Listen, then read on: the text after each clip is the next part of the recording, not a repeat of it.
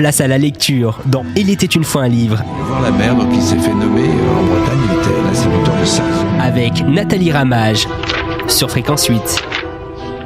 Bonjour à tous. Cette semaine, Il était une fois un livre reçoit Bernard Riot pour parler autour de son livre et de son livre Un Dieu sauvage, édité chez Cobrez. Bonjour Bernard Riot. Bonjour. Donc ce livre qui est sorti en 2020, publié en 2020, ma première réaction quand je l'ai lu, je me suis dit c'est typiquement un livre d'anticipation. Oui. Me trompais-je ? Non. En fait, c'est un livre qui est sorti le 14 octobre 2020, donc juste à la veille du second confinement, et qui parle un peu effectivement de ce qui se passe, depuis un an dans le monde. Mais ça, je ne l'ai pas fait exprès. C'est-à-dire qu'il y a un télescopage entre la fiction et la réalité, puisque le livre est paru en octobre 2020, mais il a été terminé à l'été 2019. Donc je ne savais pas ce qui allait se passer en 2020.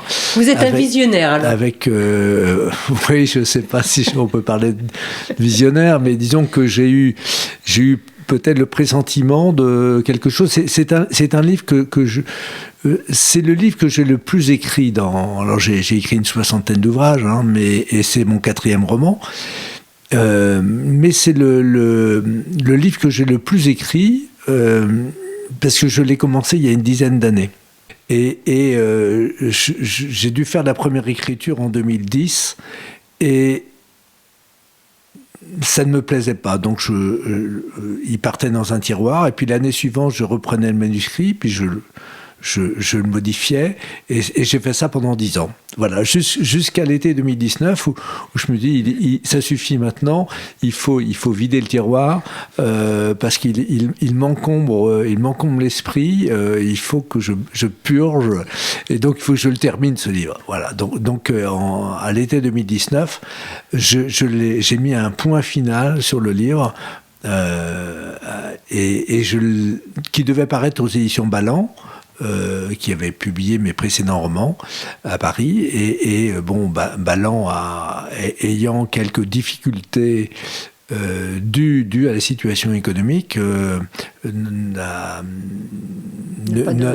pas répondu à mon dernier courrier. Donc je l'ai proposé, ou plutôt un autre éditeur m'a dit, écoute Bernard, on est preneur. Donc comme ce livre effectivement se télescope avec la réalité, il a été publié chez Cobrez, donc en octobre 2019. 2020. 2020. Voilà. Oui, je me mélange dans les dates. Donc, comme vous disiez tout à l'heure, vous avez écrit une soixantaine de... Vous avez publié une soixantaine de livres, et c'est votre 4e roman. Vous êtes moins à l'aise au roman, ou c'est juste un prétexte parfois à y mettre tout ce qui peut... Le roman est pour moi une grande respiration.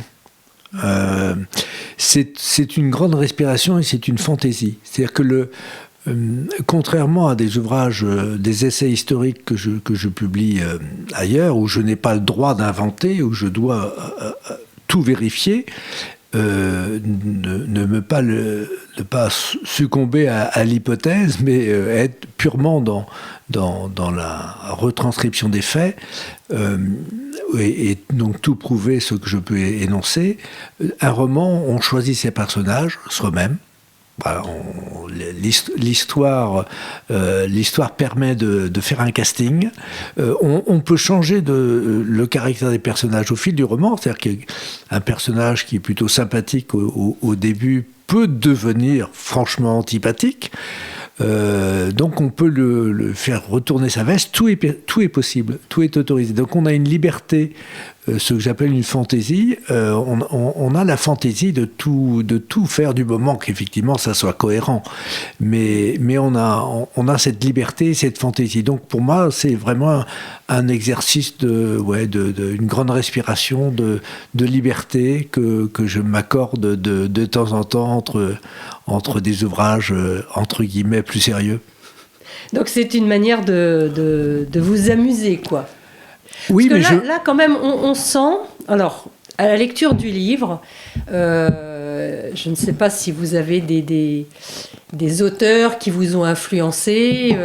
Moi, c'est vrai, quand je l'ai lu, ça m'a fait penser vraiment à des classiques comme le meilleur des mondes de Huxley, Fahrenheit 451 de Ray Bradbury. Enfin, est-ce que ce sont... parce que ce livre est quand même... on pourrait appeler ça une dystopie. Oui, tout à fait. Qui n'a pas de temporalité, qui n'a pas non plus de lieu. Enfin, c'est dans un lieu imaginaire.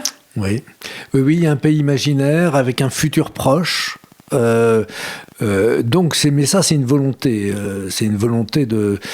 contrairement aux autres romans qui étaient ancrés dans des paysages réels et dans une temporalité... bien défini, quoi. Bien défini. Celui-ci, effectivement, est ailleurs. Parce que je ne voulais pas l'identifier. Je voulais qu'en fait, il puisse avoir une forme d'universalité. Donc, qu'il puisse se passer, on va dire, peut-être en Bretagne, peut-être en Irlande, peut-être en Norvège, peut-être au Portugal, peut-être sur la côte est des États-Unis ou en Australie. En fait, on est plus dans un monde quand même un peu occidental, hein, mais avec un paysage maritime. Mais c'est effectivement, ça permet au lecteur de se dessiner lui-même sa carte avec les éléments que je lui donne. Donc c'est un ouvrage dans un pays imaginaire pour effectivement imaginer et rêver.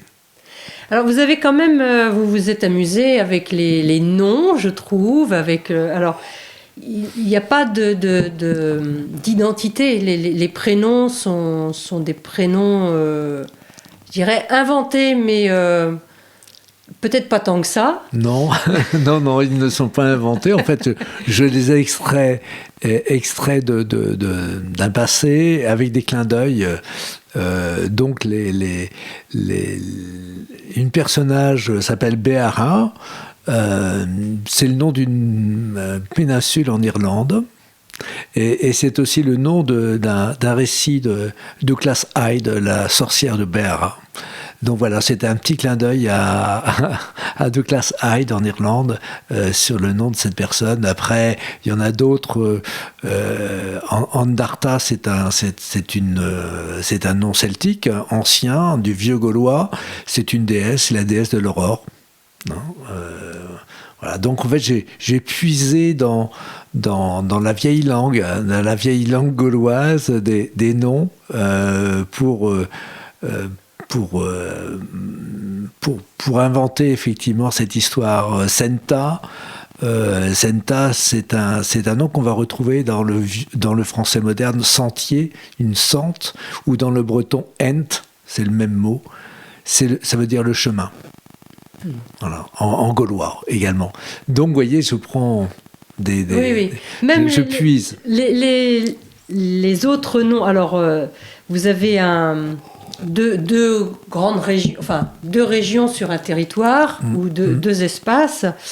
Donc il y en a un qui s'appelle l'Étavie. Je me suis dit, tiens, l'Étavie, bon, ça m'a fait penser à Vital. Vital. Après vous avez la cité d'Albe.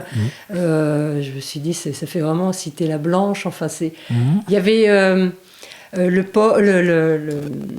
la ville, la capitale qui s'appelle Urbi. Je me suis dit, bon, peut-être que la capitale de l'autre, c'est Orbi, non?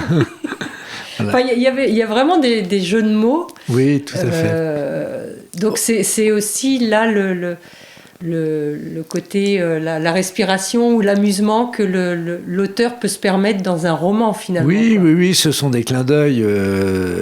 Urbi, la capitale, effectivement, c'est le latin, qui signifie la ville, qui a donné urbanité. Et donc Albe, c'est effectivement le vieux mot indo-européen qui signifie blanc, la ville haute, la ville blanche. Et puis alors l'Étavie, c'est le vieux nom de l'Armorique. Qui signifie le pays d'en bas, littéralement. Alors c'est pour ça que ça correspond à la ville d'en bas, parce que c'est le nom que donnaient les Bretons insulaires aux Bretons armoricains. L'Étave, le pays d'en bas, parce que eux étaient en haut. Donc le pays d'en haut, c'était la Bretagne insulaire, et le pays d'en bas, c'était la Bretagne continentale. Donc c'est le vieux mot, effectivement, de la Bretagne, c'est de l'Étavie. Donc, en fait, votre roman se situe sur un espace géographique assez restreint, finalement. Il y a la cité d'en haut, la cité d'en bas, avec des populations divisées, mais divisées pour mieux régner. Hein. Complètement. Et c'est l'espace est restreint parce que les gens n'ont pas le droit de se déplacer. Ça vous rappelle quelque chose, ça? Donc, ils n'ont même pas besoin de se faire une autorisation. Ils n'ont pas l'autorisation de se déplacer. Donc, ils sont effectivement assignés à résidence. Ceux d'en bas restent en bas et ceux d'en haut restent en haut.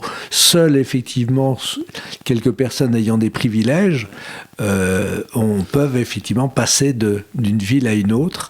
Ça ne change pas, ça. Avec des sauf-conduits, là, bon, chercher l'erreur. Donc voilà, donc effectivement, c'est un monde particulier qui se situe après un conflit non daté, et la ville d'en bas a perdu et la ville d'en haut a gagné. Donc les vainqueurs sont en haut et les perdants sont en bas. Et bien sûr, les perdants n'ont droit à rien et les vainqueurs ont des privilèges. Donc c'est effectivement un télescopage aussi avec la réalité, puisque cette société, elle est brimée, elle est opprimée, elle est contrôlée. On n'a le droit de rien faire. Même la vitesse des piétons est réglementée. Oui, tout est réglementé avec des caméras de surveillance. Et puis, alors il n'y a pas d'autorisation écrite pour sortir de chez soi, parce que chacun a une puce dans l'auriculaire. Vous savez, l'auriculaire, c'est... Mon petit doigt m'a dit. Mon petit doigt m'a dit, exactement. Voilà, donc l'auriculaire est pucé, et cette puce est contrôlée par des médecins, sociétés sanitaires, dictatures sanitaires. Donc tout ça, ça a été écrit avant que ça ne nous arrive, avant que ça nous tombe sur le nez. Et donc j'ai pensé, effectivement, j'ai imaginé un monde où rien n'était possible. Plus rien n'était possible. C'est qu'on ne peut plus se déplacer, on ne peut plus se rencontrer, on ne peut plus rien faire. Voilà. Tout ça sous des prétextes sanitaires. Voilà, la police de la pensée. Et donc c'est cette histoire que j'ai imaginée et que je ne pensais pas vivre dans ma réalité quotidienne. Donc la prochaine fois, vous sortirez un roman beaucoup plus utopique, comme ça.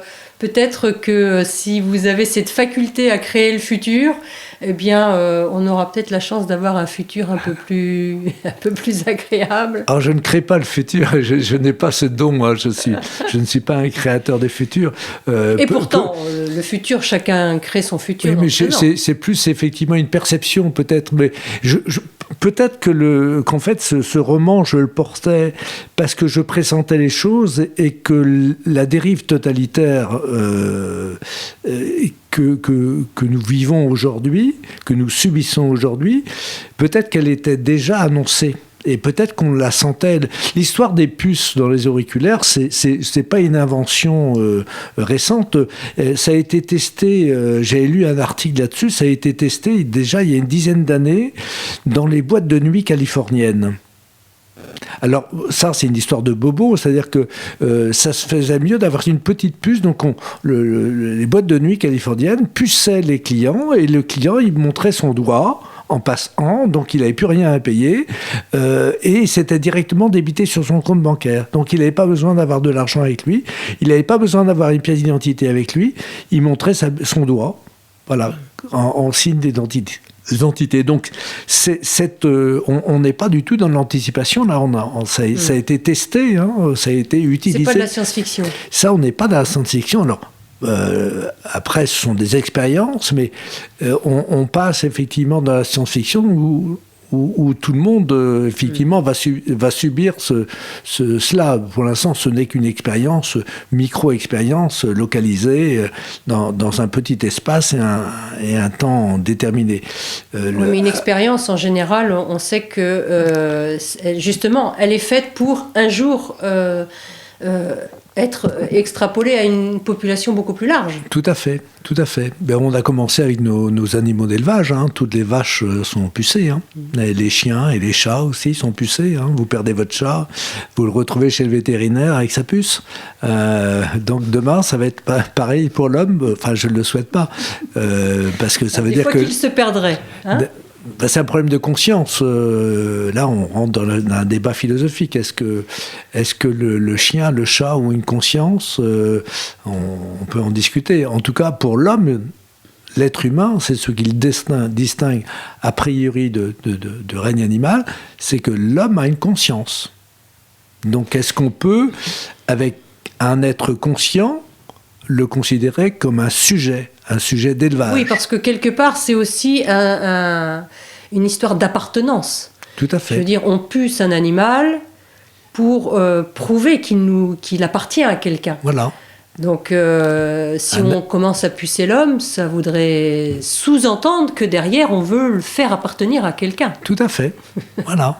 Ça veut dire que l'homme n'est pas libre. Il n'est plus libre. Il n'est plus libre. Voilà. Il appartient. Il est un sujet. Il est un sujet. Hein, au Moyen-Âge, on appelle ça un cerf. Bon, bah, ce sera le mot de la fin pour aujourd'hui, alors. Parce que là, si je vous laisse continuer, on va finir en esclavage. Donc, je rappelle le titre de votre livre, donc Un Dieu sauvage, édité chez Cobb-Braise. Donc, on va laisser place à un petit peu de lecture et puis on se retrouve demain pour la suite de l'explication de texte. À demain. À demain. Bernard Riot, Un Dieu sauvage. Au lever du jour, la ville suintait l'humidité. La nuit s'était retirée en ayant habillé l'aube d'un voile terne. L'été atteignait son terme, moribond. Les habitants de l'État-vie s'étaient réveillés moroses, se résignant à croire que l'horizon était calfaté pour un trimestre. La douceur de septembre et la franche lune d'octobre avaient ensemencé l'espoir d'un automne, comme il y en eut avant que les loups et les ours ne descendissent des montagnes de l'Est jusqu'aux falaises de l'Ouest. En circulant à bicyclette sur la route d'Albe, Senta aperçut les premières feuilles jaunies des châtaigniers. La terre changeait d'odeur. Elle s'apprêtait à la pluie, froide. En son ventre, une armée saprophyte attendait l'averse pour déclencher une offensive au pied des arbres.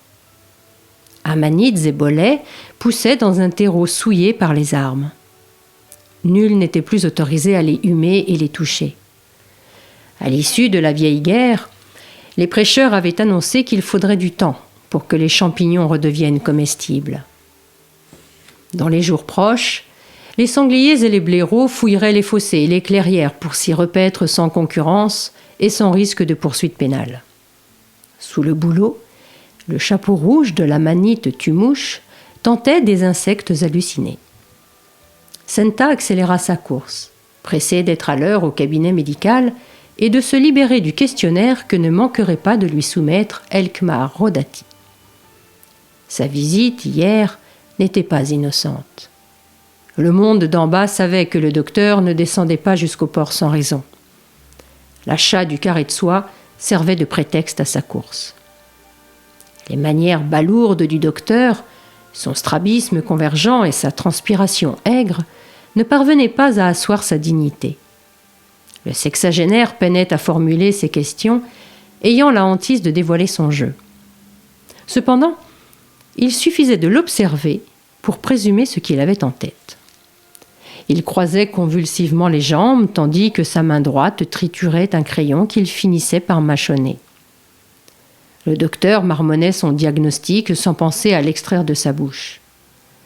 Ce tic fondait sa réputation de maniaque parmi sa clientèle de malades réels et supposés. Il était aussi impossible de retranscrire la formule de bienvenue du docteur qui ne dédaignait pas de coincer sa main gauche entre ses cuisses, probablement pour l'empêcher de manipuler un deuxième crayon, ce qui n'aurait pas manqué de provoquer le fou rire du patient et aurait nui à la pertinence de son examen. « Bjrr !» bredouilla-t-il en ouvrant la porte de son officine. « Bonjour, docteur !» claironna Senta. Elkmar Rodati se retint d'exprimer sa pensée en fixant la suspecte. La rouquine était jolie et ne manquait pas d'aplomb. Elle n'était pas facile à impressionner. Il la croyait gentille, mais sans exagération. Ce n'était pas non plus une jeune femme qui pépiait sans réfléchir. Il la jugea cependant d'une naïveté propre à l'engeance d'en bas. Un picotement dans les narines l'indisposa soudain. Il se frotta vigoureusement le nez avec la conviction qu'elle n'avait sans doute rien à cacher, puisqu'elle ne prétendait à rien. Lui, par contre, couvait quelque chose de louche. Il diagnostiquerait plus tard la cause de sa fébrilité.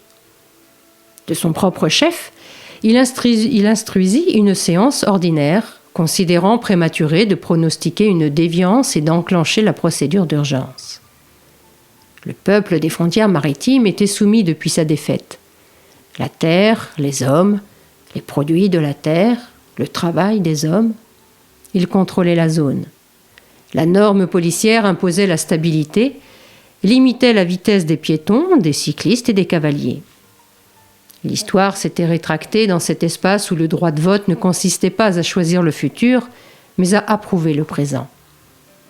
Les prêcheurs avaient fragmenté l'humanité en plusieurs réserves imperméables. L'ailleurs était impensable. Le docteur Elkmar Rodati veillait à détruire toute pensée qui pouvait germer par inadvertance dans son stock de citoyens ordinaires. L'augmentation de la tension artérielle et la réaction hormonale enregistrée par le biocapteur fiché sous la peau de Senta pouvaient être contrôlées lors d'un entretien préliminaire. Le docteur était la clé de voûte du système. Omnipotent et suffisant, il s'était habitué à l'inexistence. Il se désintéressait de ses concitoyens, ni riches ni pauvres, ni bons ni méchants. Ils furent vaincus et acceptèrent leur sort. Ils n'imaginaient pas ces individus sortir de leur silence et passer à l'action. N'avaient-ils pas de quoi se nourrir en se levant le matin et se divertir jusqu'à la tombée de la nuit ? Senta se révélait doué d'un talent subi après 7 ans d'une production conventionnelle à la tisserie. Ce cas était inhabituel, mais il ne mettait pas en péril le système. Il ne perdrait pas un temps fou à régler cette prétention créatrice. Pourquoi devrait-il alarmer la Convention de cette compétence impromptue ? L'innovation artistique sortait de son champ d'investigation. Un contrôle et, si nécessaire, une correction des résonances du mouchard placé dans l'auriculaire de Senta éviterait une enquête fastidieuse. Le voilà dispensé de facto d'un rapport qui l'aurait obligé à transférer l'étoffe soyeuse en preuve matérielle, à la joindre au dossier puis à la transférer au niveau supérieur. Elkmar ne répugnait pas à commettre de petites entorses dans les procédures. Avis médical autorisé, l'état de Senta ne méritait pas de complications administratives.